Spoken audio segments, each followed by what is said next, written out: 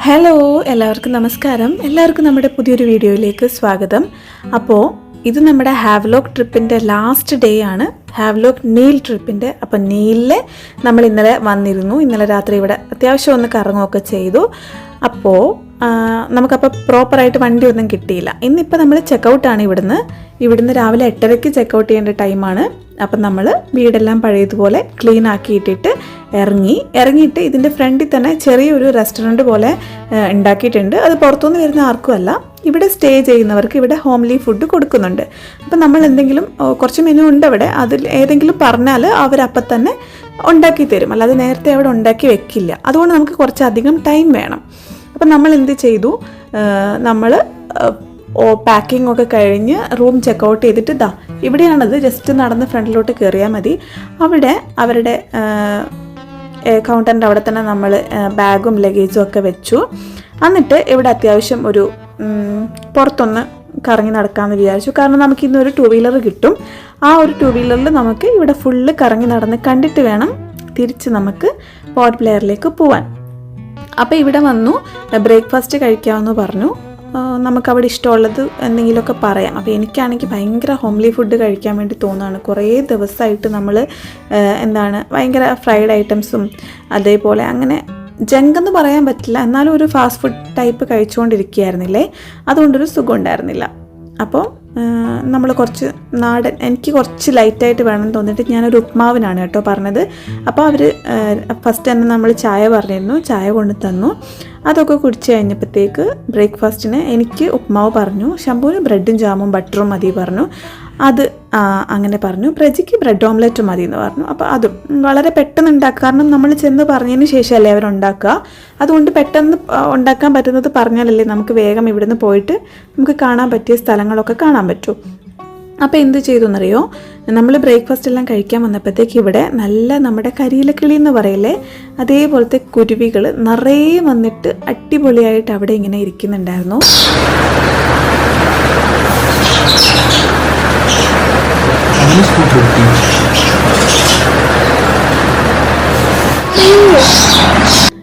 അങ്ങനെ ഫസ്റ്റ് തന്നെ പ്രജിയുടെ bread omelette വന്നു. അപ്പോൾ ആദ്യം നമ്മളതാണ് പറഞ്ഞത്. അപ്പം അത് അവർ ഷെയർ ചെയ്ത് കഴിച്ചു. ശമ്പൂട്ടൻ ഭയങ്കരമായിട്ട് കിളികളുടെ പുറകെ ഓടി നടന്ന് അതുങ്ങളെ ഓടിക്കുന്നുണ്ടായിരുന്നു കളിക്കാൻ വേണ്ടിയിട്ട്. പക്ഷേ അത് അവർക്കൊരു ബുദ്ധിമുട്ടാവണ്ടെന്ന് കരുതിയിട്ട് വേറെ ആരും ഇല്ല കേട്ടോ. എല്ലാവരും കഴിച്ചിട്ട് രാവിലെ തന്നെ സൺറൈസൊക്കെ കാണാൻ വേണ്ടിയിട്ട് പോയി.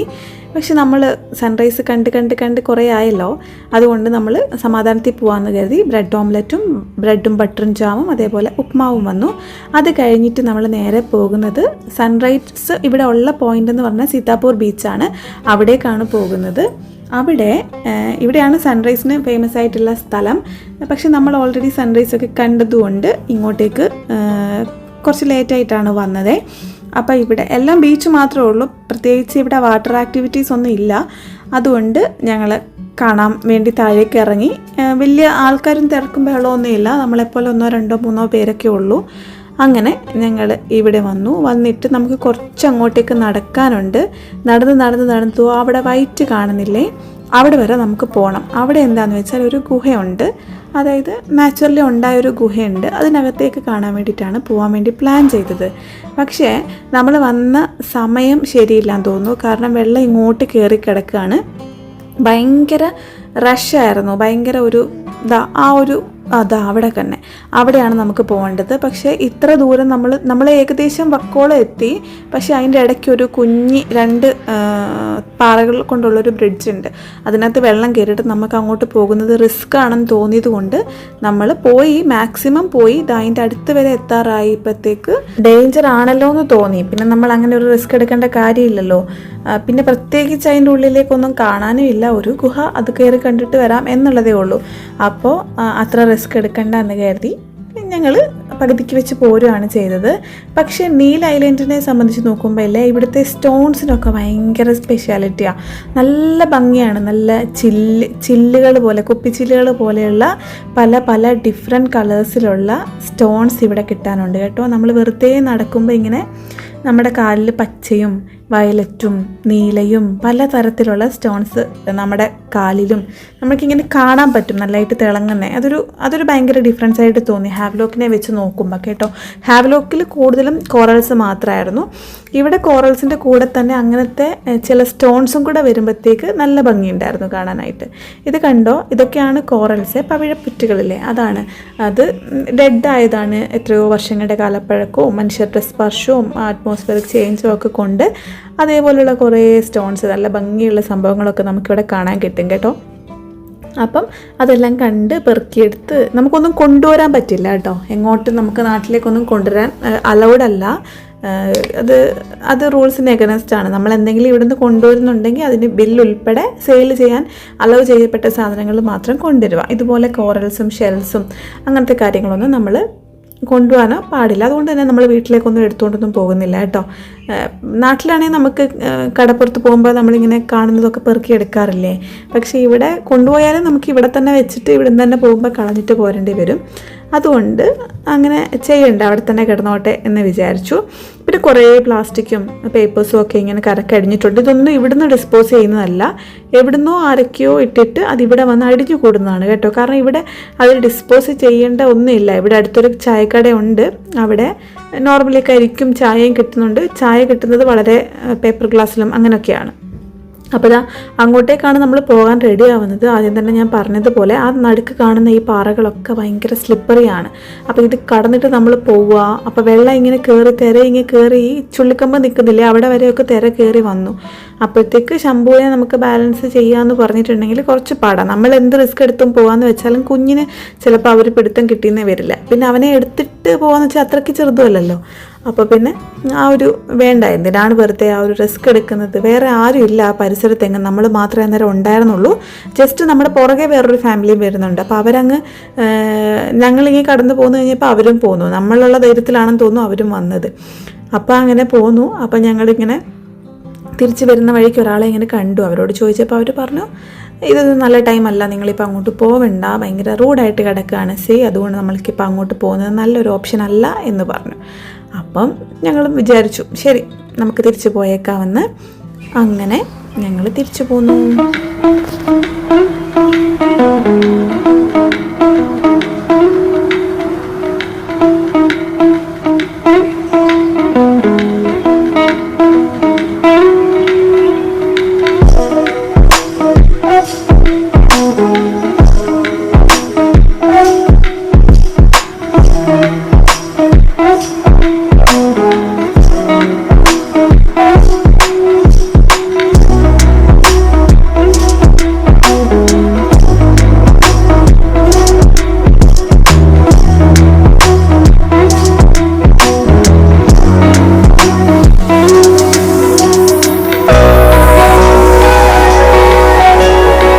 അങ്ങനെ അടുത്തത് നമ്മൾ അവിടെ എത്തിയിരിക്കുന്നത് നാച്ചുറൽ ബ്രിഡ്ജിലേക്കാണ്.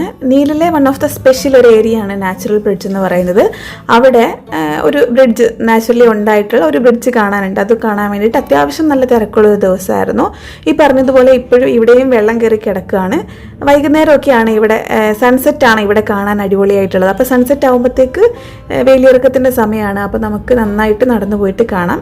ഇപ്പോൾ നമ്മൾ വരുമ്പോൾ നല്ല വെള്ളമാണ്. ബാക്കി നമ്മുടെ ഫ്രണ്ട്സൊക്കെ പോയപ്പോൾ ഉള്ള ഫോട്ടോസ് കാണുമ്പോൾ ഇവിടെ ഒന്നും വെള്ളമില്ല കേട്ടോ. അപ്പോൾ നമ്മൾ വരുന്ന വഴിക്ക് കുഞ്ഞു ഷോപ്സ് ഉണ്ട്, കുറേ അമ്മമ്മമാർ നടത്തുന്ന കുറേ ഷോപ്സ് ഉണ്ട്. അവിടെയൊക്കെ ഇതുപോലെയുള്ള സാധനങ്ങൾ വിൽക്കാനാണുള്ളത്, നമ്മുടെ മുത്തും ചിപ്പിയും പവിഴവും അങ്ങനത്തെ സാധനങ്ങളൊക്കെ. അപ്പോൾ അവിടെ സ്ലിപ്പേഴ്സ് വെച്ചിട്ടുണ്ട്. കാരണം ഇവിടെ വരുമ്പം ഈ സമയത്ത് വന്നാൽ നമുക്ക് നമ്മുടെ ഷൂവും അല്ലെങ്കിൽ വാട്ടർ ഫ്രണ്ട്ലി ആയിട്ടുള്ളാത്ത ചെരുപ്പുകൾ ഇട്ടിട്ട് വരികയാണെങ്കിൽ നമുക്ക് ഫുള്ള് അത് നനഞ്ഞ് നാശമായിപ്പോവും. അതുകൊണ്ട് അവർ കുറേ സ്ലിപ്പേഴ്സ് അവിടെ വെച്ചിട്ടുണ്ട്. നമുക്ക് അവിടെ നിന്ന് എന്തെങ്കിലും വെള്ളമൊക്കെ കുടിക്കണമെങ്കിൽ കുടിച്ചിട്ട് ഈ സ്ലിപ്പർ ഇട്ടിട്ട് വരാം. തിരിച്ചു പോകുമ്പോൾ നമ്മൾ റീപ്ലേസ് ചെയ്യുക, അതാണ്. അപ്പോൾ അതൊക്കെ നമ്മൾ ഇട്ടു. പിന്നെ ശമ്പൂട്ടിൻ്റെ ക്രോക്സ് അല്ലേ, അവനത് ഗ്രിപ്പും കിട്ടും. പിന്നെ കുഞ്ഞ് സൈസില്ല, ഓൾമോസ്റ്റ് എല്ലാം ഒരേ സൈസാണ് അവിടെ ഇരിക്കുന്നത്. അപ്പോൾ എല്ലാവർക്കും യൂണിവേഴ്സലായിട്ട് യൂസ് ചെയ്യാൻ വേണ്ടിയിട്ട് വെച്ചിരിക്കുന്നതല്ലേ. അപ്പോൾ അങ്ങനെ, അപ്പോൾ ശമ്പൂട്ടിൻ്റെ സൈസിനുള്ളത് ഇല്ലായിരുന്നു. പിന്നെ അവൻ്റെ ക്രോക്സ് ആയതുകൊണ്ട് അത്ര കുഴപ്പമില്ല. അങ്ങനെ ഞങ്ങൾ അതൊക്കെ ഇട്ടിട്ട് വന്നു. വെള്ളം അടിച്ച് കയറി നമ്മുടെ ദേഹത്തേക്ക്. അങ്ങനെ എന്താണ് കുറച്ച് നടന്നു. കുറച്ച് നടക്കാനുണ്ട് ഇവിടുന്ന്, അത്യാവശ്യം നന്നായിട്ട് ഈ കോറൽസിൻ്റെയും കല്ലുകളുടെയും പാറകളുടെയും ഇടയിൽ കൂടെ ഒക്കെ നടക്കാനുണ്ട്. ഇതിൻ്റെ ഇടയിലൊക്കെ നിറയെ മീനുകളും ഈൽസും അങ്ങനത്തെ കാര്യങ്ങളൊക്കെ ഉണ്ടായിരുന്നു. അതിനെയൊക്കെ അതായത് വെള്ളം ഇല്ലാത്ത സമയത്താണ് വരുന്നതെങ്കിൽ നമുക്ക് സിമ്പിളായിട്ട് അവിടെ കുറച്ച് നടന്നു പോകാനുള്ള ഏരിയ ഉണ്ട്. ഇതിപ്പം കരയോടടുത്ത് ഇങ്ങനെ ഈ അറ്റത്ത് കുറേ കോറൽസും കല്ലുകളും മരങ്ങളും ഒക്കെ വീണ് കിടക്കുകയാണ്. അപ്പോൾ ഈ ഒരു സമയം വെള്ളത്തിലൂടെ പോകാൻ നമുക്ക് പറ്റില്ലല്ലോ, അത്രയും വെള്ളവും തിരയും ഉണ്ട്. അപ്പോൾ നമ്മൾ സൈഡ് പറ്റി പോരുമ്പോഴത്തേക്ക് ഇവിടെ ഇങ്ങനെ മൊത്തം കല്ലും പാറകളും ഒക്കെ തന്നെയാണ്, കോറൽസും ഒക്കെ തന്നെയാണ്. അങ്ങനെ അതെല്ലാം ചവിട്ടി കടന്ന് മറ്റേ നിറയെ ഇതുപോലുള്ള കുഞ്ഞു കുഞ്ഞു ഗുഹകളൊക്കെ ഉണ്ട്, കുഴികളുണ്ട്. ഈ ഓട്ടയിലോ കൂടെയൊക്കെ വേണം നമ്മൾ കയറി പോകാനായിട്ട്. ഞാൻ പിന്നെയും പറയുന്നു, ഒരു ഈവനിങ് ടൈമിൽ സൺസെറ്റിൽ പോയാൽ ഈ വക പ്രശ്നങ്ങളൊന്നുമില്ല. പക്ഷെ നമുക്കിന്ന് വൈകുന്നേരം തിരിച്ച് ഷിപ്പ് പോർട്ട് ബ്ലെയറിലേക്ക് പോകുന്നതുകൊണ്ട് നമുക്ക് സൺസെറ്റ് കാണാനുള്ള ഓപ്ഷൻ ഇല്ല ഇവിടുന്ന്. അതുകൊണ്ട് ഞങ്ങളിതാ ഈ കുഴിയും ഗുഹയും ഒക്കെ കടന്നിട്ട് ഇങ്ങോട്ടേക്ക് കയറി വരികയാണ്. ആ നാച്ചുറൽ ബ്രിഡ്ജ്, ഭയങ്കര ഫേമസ് ആയിട്ടുള്ള നാച്ചുറൽ ബ്രിഡ്ജ് ഒന്ന് കാണാൻ വേണ്ടിയിട്ട്.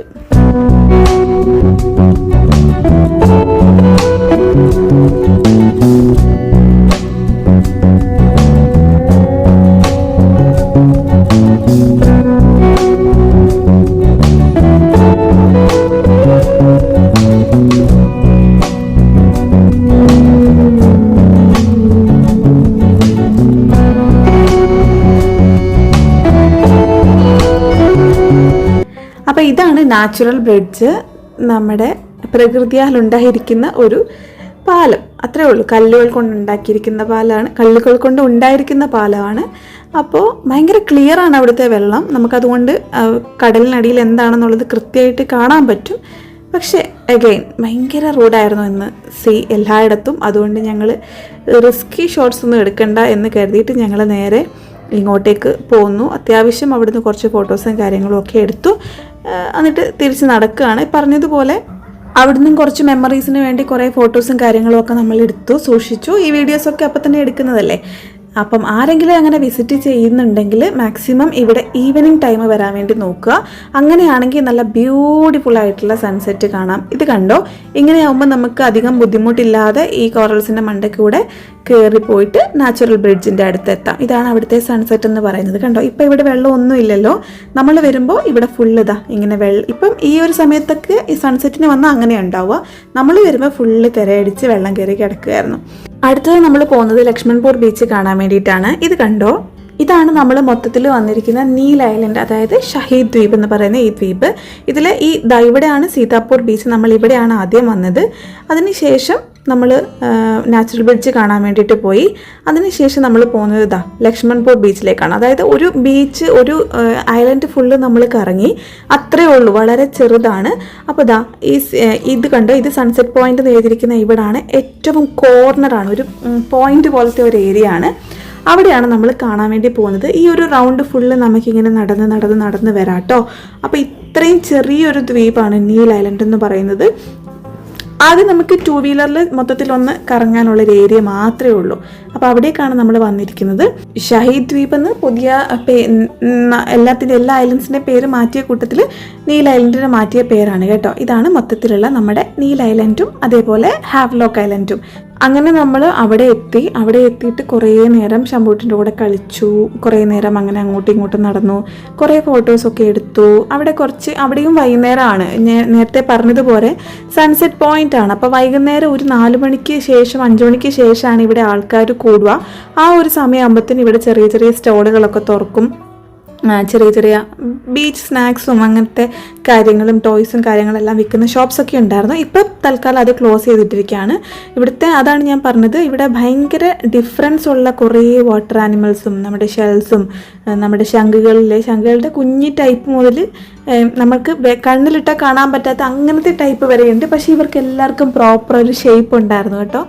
അങ്ങനെ കുറേ ജീവികൾ നമ്മൾ ഒരു സ്ഥലത്തേക്ക് നോക്കിയാൽ സ്കൂളിൽ കുട്ടികളെ പോലെ, അല്ലെങ്കിൽ എന്താണ്, കുറേ പേരിങ്ങനെ ഇരുന്നിരുന്ന് എല്ലായിടത്തും നിന്ന് ഇങ്ങനെ അനങ്ങുന്ന പോലെ തോന്നും. പല ഡിഫറെൻറ്റ് ഷേപ്സും കളേഴ്സും സൈസും ഒക്കെ ആയിട്ട്.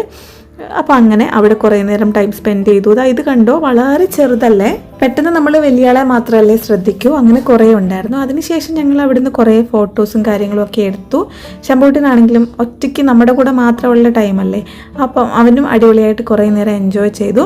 അതിനുശേഷം വരുന്ന വഴിക്ക് അവിടെ ഒരു ചെറിയ സ്റ്റോൾ ഉണ്ടായിരുന്നു. അവിടെ എന്താണെന്ന് വെച്ചിട്ടുണ്ടെങ്കിൽ ഇതുപോലെ ഓർണമെൻറ്റ്സും കുറേ നമുക്ക് കടലിൽ നിന്ന് കിട്ടുന്ന സാധനങ്ങൾ കൊണ്ട് ഉണ്ടാക്കി വെച്ചിരിക്കുന്ന ക്രാഫ്റ്റുകളും വീടിനുള്ള ഡെക്കേഴ്സും കാര്യങ്ങളും ഒക്കെ ഉണ്ടായിരുന്നു. മാത്രമല്ല അതിൻ്റെ സൈഡിൽ അതൊരു വീട്ടുകാരായിട്ട് നടത്തുന്നൊരു പരിപാടിയാണ്. നമ്മുടെ വീടിൻ്റെ ഉമ്മറത്തേക്ക് കുറച്ച് ഒരു ഷീറ്റ് ഇട്ടിട്ട് അതിങ്ങനെ വീടിൻ്റെ മുമ്പിൽ കുറേ സാധനങ്ങൾ ഇങ്ങനെ ഡിസ്പ്ലേ ചെയ്ത് വെച്ച് വെക്കുന്നു. അതുവഴി ഇതുവഴി പോകുന്നവർക്ക് അത് വേണമെങ്കിൽ വന്ന് മേടിക്കാം, ഒപ്പം അവിടെ നിന്ന് ഫുഡും കഴിക്കാം. അവിടെ ഒരു 5-6 ടേബിളുണ്ട്. ആ ടേബിളിൽ നമുക്ക് അത്യാവശ്യം അവർ വീട്ടിലുണ്ടാക്കിയിരിക്കുന്ന ഫുഡുകൾ, അപ്പോൾ ഈ പറഞ്ഞതുപോലെ ഒരു ടൂറിസ്റ്റ് ഏരിയ ആകുമ്പോൾ തന്നെ അവർക്ക് അറിയാമല്ലോ എന്തായാലും 1-2 പേരെങ്കിലും വരും. അപ്പോൾ അതിനനുസരിച്ച് 2-3 കൂട്ടാന്ന് കൂട്ടി വീട്ടിൽ നിന്ന് ഉണ്ടാക്കുന്ന പോലെ ഭക്ഷണമുണ്ട്. ഫിഷൊക്കെ കറി വെച്ചിട്ടുണ്ടാവും. അതല്ലാണ്ട് നമുക്ക് ഫ്രൈ വേണമെങ്കിൽ അപ്പം തന്നെ പറഞ്ഞാൽ അവർ ആക്കിത്തരും. ഈ ആൻഡമാനിൽ മൊത്തത്തിലില്ലേ ഇവിടുത്തുകാർ എന്ന് പറയുന്ന ആൾക്കാരല്ലല്ലോ ഉള്ളത്, ഇന്ത്യയുടെ പല രാജ്യത്തു നിന്ന് ഇവിടെ എത്തിപ്പെട്ടവരാണല്ലോ. അപ്പം നമുക്ക് ഫുഡ് കഴിക്കുമ്പോഴും ആ ഒരു വെറൈറ്റി കാണും കേട്ടോ. ഇന്ത്യയുടെ പല സ്ഥലത്തു നിന്നും, ബംഗാളിൽ നിന്നും, കേരളത്തിൽ നിന്നും, തമിഴ്നാട്ടിൽ നിന്നും, കർണാടകയിൽ നിന്നും, അല്ലെങ്കിൽ പല സ്ഥലത്തു നിന്നുള്ള ആൾക്കാരുടെ, അതായത് ഇവരുടെ മുത്തശ്ശന്മാരും അവരുടെ മുത്തശ്ശന്മാരും ഒക്കെ ആയിരിക്കണം ഇവിടെ വന്നപ്പെട്ടിട്ടുണ്ടാവുക. അവർ പിന്നെ ഇവിടെ ഒരു ഫാമിലി ആക്കി അവരുടെ ഇന്ത്യയിലെ നാടിൻ്റെ പേര് ഇവിടെ കൊടുത്ത് അങ്ങനെ ജീവിച്ചു പോരുന്നവരാണ്. അപ്പം ഇവിടെ ഉള്ളവരും അങ്ങനെ നമ്മളോട് കുറേ എക്സ്പീരിയൻസ് ഒക്കെ അവരുടെ ഫാമിലിയുടെ കാര്യങ്ങളും അങ്ങനത്തെ കാര്യങ്ങളൊക്കെ പറഞ്ഞു. പക്ഷെ അതൊന്നും നമുക്ക് ഇതിനകത്ത് ഉൾപ്പെടുത്തേണ്ട കാര്യമില്ലല്ലോ, നമ്മളോട് പേഴ്സണലി പറയുന്നതല്ലേ. എനിക്ക് ഭയങ്കരമായിട്ട് ഇഷ്ടപ്പെട്ടു. അവിടെ ഒരു അച്ഛനും അമ്മയും 2 പെൺകുട്ടികളുമാണുള്ളത്. പെൺകുട്ടികളാണ് ഇതിൻ്റെ കാര്യങ്ങളെല്ലാം നോക്കി നടത്തുന്നത്. അപ്പം ഈവനിങ് ടൈം ആവുമല്ലേ, ഒരു 4 മണി, ഇത് നമ്മൾ വരുന്നത് ഒരു ഉച്ചയ്ക്ക് ഒരു 2 മണി ആ ഒരു സമയത്താണ്. അപ്പം അവർ ഫുഡൊക്കെ 1 മണിയായെന്ന് തോന്നുന്നു കേട്ടോ. അപ്പോൾ ഫുഡൊക്കെ ആവുന്നേ ഉണ്ടായിരുന്നുള്ളൂ. നമ്മൾ ഫുഡ് കഴിച്ചിട്ട് നമ്മൾ പോവുകയാണ്. പക്ഷേ അവരവിടെ അവരുടെ പ്രിപ്പറേഷൻ നടക്കുകയാണ്. 4 മണി ആകുമ്പോഴത്തേന് ഈ ബീച്ച് ഏരിയാസിലും ഇതേപോലെ ടൂറിസ്റ്റ് അധികമായിട്ട് വരുന്ന സ്ഥലങ്ങളിലും ഒക്കെ പോയിട്ട് ഇവരുടെ സാധനങ്ങൾ വിൽക്കാൻ വേണ്ടിയിട്ട്. അപ്പം ഇതിവിടെ ഇങ്ങനെ പെർമനൻ്റ് ആയിട്ടുള്ളൊരു സ്റ്റോളാണ്. അതേപോലെ ഇവർ കുറേ സാധനം ഉള്ളിൽ ബാഗിൽ വെച്ചിട്ടുണ്ട്. അതെടുത്തിട്ട് അവർ പോവും. എന്നിട്ട് അവിടെ ഷീറ്റൊക്കെ വിരിച്ച് ഡിസ്പ്ലേ ഒക്കെ നടത്തി അവരങ്ങനെ അവിടെ സെയിൽ ചെയ്യും. ഇതാണ് അവരുടെ ഒരു ഉപജീവനം എന്ന് പറയുന്നത്.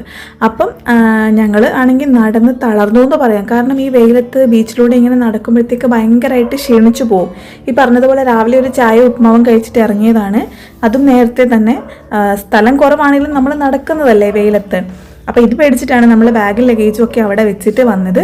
അപ്പോൾ അവരങ്ങനെ ഫുഡ് കൊണ്ടുവന്നു. പക്ഷെ ഫുഡ് ഓർഡർ ചെയ്യുമ്പോൾ തന്നെ അവർ പറഞ്ഞിട്ടുണ്ടായിരുന്നു കേട്ടോ, 3 പേർക്കായിട്ട് ഓർഡർ ചെയ്യണ്ട, കാരണം റൈസിൻ്റെ കൂടെ എന്തായാലും ചപ്പാത്തി ഉണ്ട്. അപ്പം കുഞ്ഞിന് അത് മതിയായിരിക്കും, കാരണം 3 മീൽസ് മേടിച്ചാൽ വേസ്റ്റ് ആവും.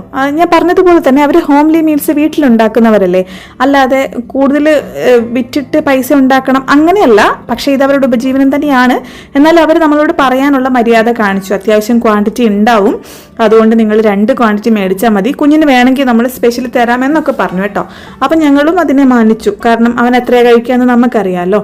അതുകൊണ്ട് നമ്മളൊരു ഫിഷ് കറി മീൽസും ഒരു ഫിഷ് ഫ്രൈ മീൽസും പറഞ്ഞു.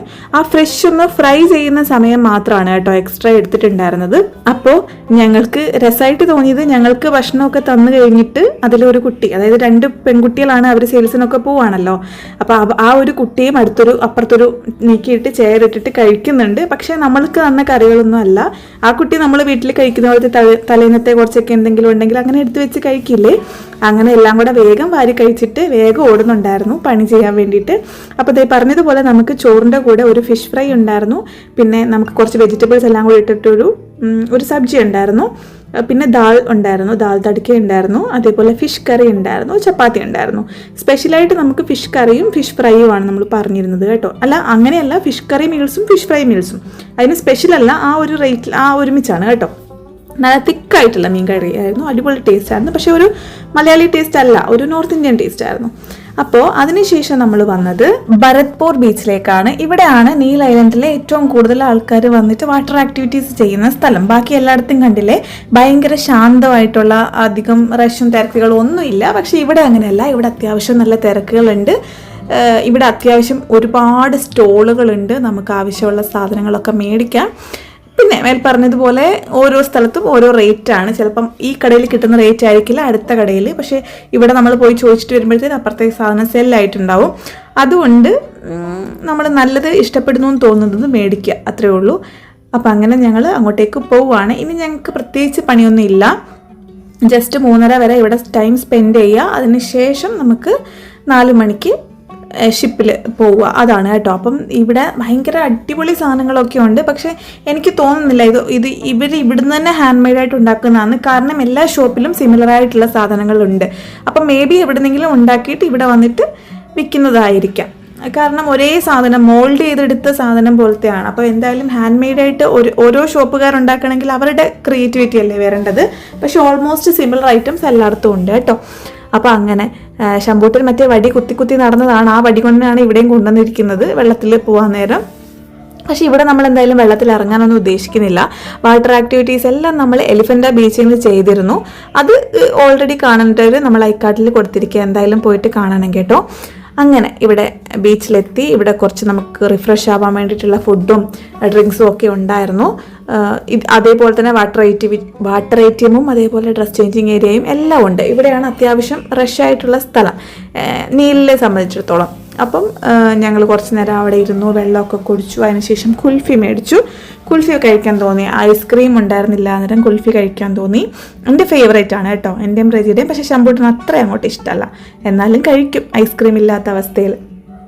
അപ്പോൾ കുൽഫിയൊക്കെ മേടിച്ച് ഞങ്ങൾ അവിടെ റിലാക്സ്ഡ് ആയിട്ട് ഞങ്ങളുടെ ഒരു ട്രിപ്പിനെ കുറിച്ച് അവലോകനമൊക്കെ നടത്തി.